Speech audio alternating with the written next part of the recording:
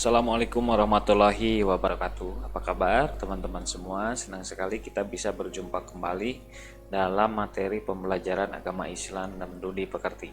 Untuk materi kali ini kita akan membahas tentang pengertian dan makna iman kepada qada dan qadar. Untuk itu mari kita simak materinya bersama-sama agar bisa kita pahami. Baik, kita mulai dengan pengertian qada ya.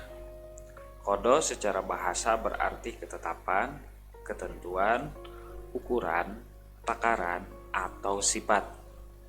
Qada secara istilah yaitu ketetapan Allah yang tercatat di Lauhul Mahfuz, papan yang terpelihara sejak zaman azali.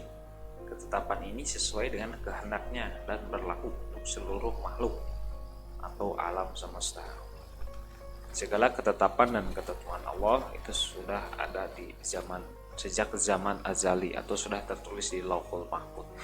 Segala sesuatu bentuk penciptaan dan gerak-gerik kita itu sudah tertulis di dalam Lauhul Mahfuz atau papan yang terpelihara semua ketetapan itu telah ditulis di Lauhul Mahfuz. Telah Allah catat di segala takdir yang kita akan jalani itu Allah sudah tuliskan di Lauhul Mahfuz. Yang kedua, pengertian qadar. Menurut bahasa, qadar adalah memberi kadar, aturan, atau ketentuan. Sedangkan menurut istilah berarti ketetapan Allah terhadap seluruh makhluknya tentang segala sesuatu. Baik. Apa prinsip dalam mengimani qada dan qadar? Yang pertama, iman kepada ilmu Allah yang qadim, tidak berpermulaan, dan Dia mengetahui perbuatan manusia sebelum mereka melakukannya.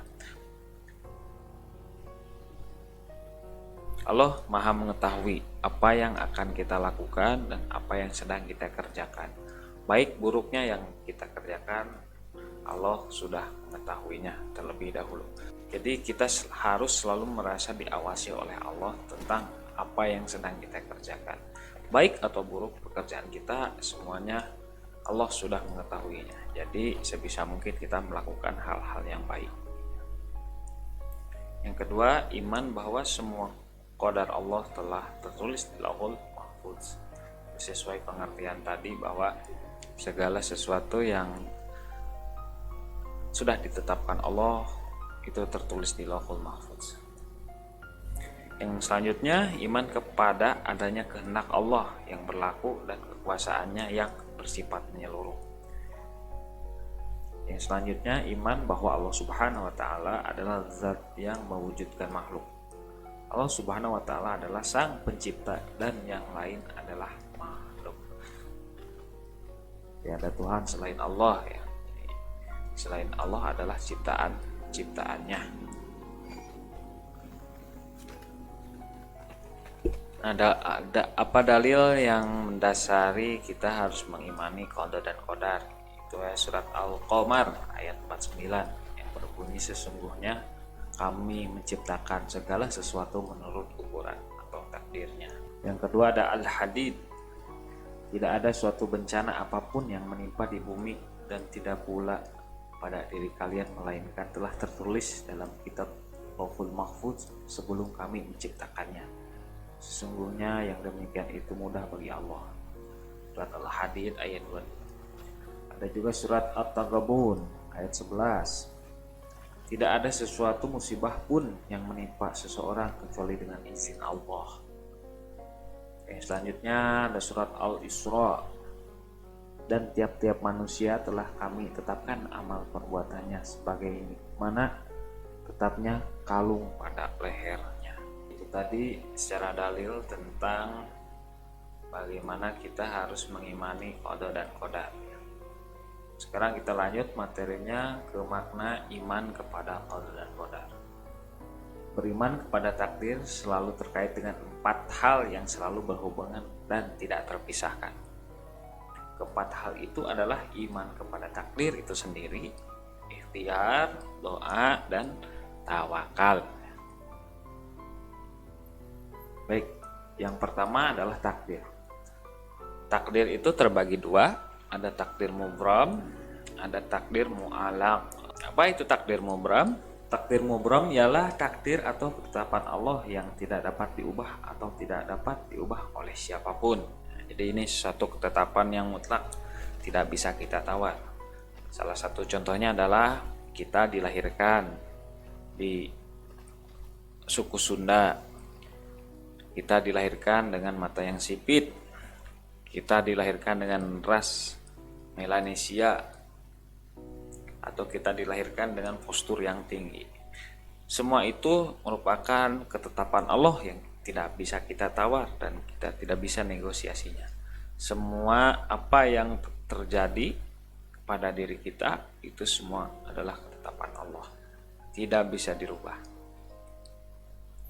Apakah kita sebelum lahir meminta kepada Allah untuk lahir di mana, di keluarga siapa? Tentunya tidak. Semua berdasarkan ketetapan Allah. Itulah salah satu contoh takdir mubram. Takdir yang memang mutlak, tidak bisa kita ubah oleh siapapun. Yang selanjutnya ada takdir mu'alaq. Ialah takdir yang masih dapat diubah melalui usaha manusia. Setiap hamba diberi peluang atau kesempatan oleh Allah untuk berusaha mengubah keadaan dirinya menjadi lebih baik.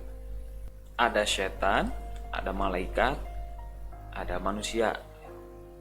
Ketiga-tiganya mempunyai takdir tersendiri. Setan ditakdirkan oleh Allah yaitu menjadi makhluk yang buruk.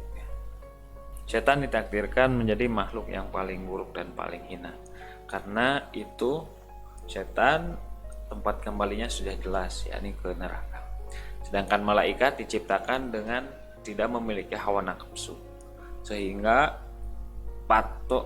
malaikat patuh terhadap perintah Allah Subhanahu wa taala. Ketika Allah perintahkan terhadap sesuatu, maka malaikat akan melaksanakannya. Ketika Allah suruh sujud malaikat, walaupun dia harus bersujud 1000 tahun, pasti dia akan melakukannya. Nah, tetapi yang lebih beda adalah manusia. Manusia diberi kelebihan oleh Allah, yakni kebebasan memilih. Di sini manusia bisa menentukan takdirnya sendiri. Salah satu contohnya adalah ketika kita ingin sukses, maka kita tidak bisa hanya diam saja. Tentunya harus mencari jalan, yakni dengan berusaha. Ketika usaha yang telah dilakukan sudah maksimal, maka itulah takdir kita. Jadi kita bisa memilih. Kalau kita ingin sukses berarti harus dengan jalan usaha. Beda dengan diam, maka kesuksesan akan jauh terhadap kita. Itulah salah satu contoh takdir mu'alaq. Segala bentuk nasib itu merupakan pilihan manusia itu sendiri, bisa dirubah. Nah, ini kita lihat contohnya takdir mubram. Setiap makhluk pasti akan mengalami mati, atau seseorang pasti hanya punya satu ibu kandung. Nah, itu merupakan kepastian yang tidak bisa kita tolak, ya, bahwa kematian itu akan datang kepada diri kita. Itu merupakan sebuah kepastian, namun secara waktu, tempat, dan keadaannya seperti apa, itu merupakan rahasia Allah, ya. Yang kedua, manusia pasti punya akal, pikiran, dan perasaan. Ketika di alam semesta ini setiap benda bergerak menurut sunatullah, artinya segala sesuatu berjalan menurut hukum, kekuatan, ukuran, sebab, dan akibat yang telah digariskan oleh Allah. Kayu memiliki kemampuan berbeda dengan besi. Kekuatan tenaga manusia berbeda dibandingkan dengan gajah, matahari, bulan, bintang, dan planet-planet hingga benda-benda terkecuali bergerak sesuai garisnya. Dan waktu tak pernah berhenti. Itulah salah satu ketetapan yang telah dibuat oleh Allah Subhanahu wa taala yang tidak bisa kita rubah. Nah, ini salah satu contohnya takdir mu'alaq. Hasan dilahirkan dalam keluarga yang sederhana. Ia melanjutkan pendidikan ke jenjang yang lebih tinggi. Ia ingin melanjutkan pendidikan ke jenjang yang lebih tinggi. Akan tetapi, ia menyadari bahwa penghasilan orang tuanya sangat terbatas, sehingga ia mencari cara agar cita-citanya dapat tercapai. Ia belajar dengan tekun sehingga meraih prestasi tinggi dan mendapat beasiswa untuk melanjutkan ke perguruan tinggi. Di tempatnya kuliah pun ia masih tetap rajin belajar sehingga ia kembali mendapatkan beasiswa. Bahkan ia mendapatkan tawaran pekerjaan dan posisi yang cukup tinggi. Saat ini ia dapat hidup lebih layak daripada orang tuanya karena ia mau mengadakan perubahan, baik untuk dirinya sendiri maupun bagi keluarganya. Hasan ketika dia ingin merubah keadaan keluarganya, dia belajar dengan rajin dan tekun sehingga dia mendapatkan beasiswa dan pekerjaan dengan layak. Beda ketika Hasan ingin merubah nasibnya tetapi dia pemalas dan tidak melakukan apa-apa. Maka dari itu Hasan akan tetap seperti itu keadaannya. Nah, ini merupakan salah satu pilihan bagi manusia. Apakah dia ingin berubah? Kalau dia ingin berubah, maka ada jalan, yakni dengan berusaha. Kalau dia ingin berubah tetapi tidak menempuh jalan usaha, maka keadaannya akan seperti itu saja, tidak akan ada perubahan sama sekali. Yang kedua adalah ikhtiar, yakni berusaha melakukan segala daya dan upaya untuk mencapai sesuatu dengan yang dikehendaki. Menurut bahasa Arab, ikhtiar berarti memilih. Dua pengertian yang berbeda itu tetap mempunyai hubungan yang erat dan merupakan mata rantai yang tidak dapat terpisahkan. Nah, tadi setelah kita membahas takdir, kemudian sekarang kita membahas ikhtiar. Memang segala sesuatu telah dituliskan di Lauhul Mahfuznya Allah Subhanahu wa taala, tetapi manusia diwajibkan untuk berikhtiar karena nasib seseorang itu ditentukan oleh seseorang tersebut. Jadi seperti Hasan tadi, ketika dia ingin merubah keadaan keluarganya, maka dia harus bekerja keras, belajar dengan rajin, dan pada akhirnya dia bisa merubah keluarganya. Dia bisa merubah keadaan dirinya dan keluarganya. Itulah yang dimaksud dengan ikhtiar. Adapun contoh lain dari ikhtiar adalah setiap orang mempunyai kebebasan memilih untuk kebutuhan hidupnya. Ada yang mencari nafkah dengan berdagang, bertani, berkarya di kantor, berwirausaha, dan lainnya. Itu salah satu contoh ketika kita ingin memenuhi kebutuhan hidup.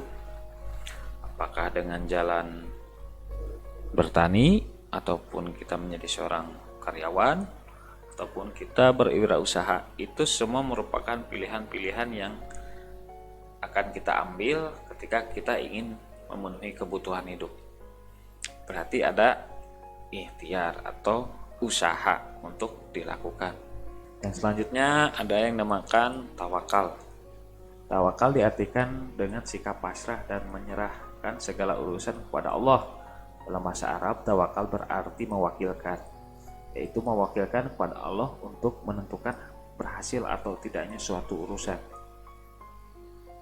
Ajaran tawakal ini menanamkan kesan bahwa manusia hanya memiliki hak dan berusaha, sedangkan ketentuan terakhir tetap di tangan Allah.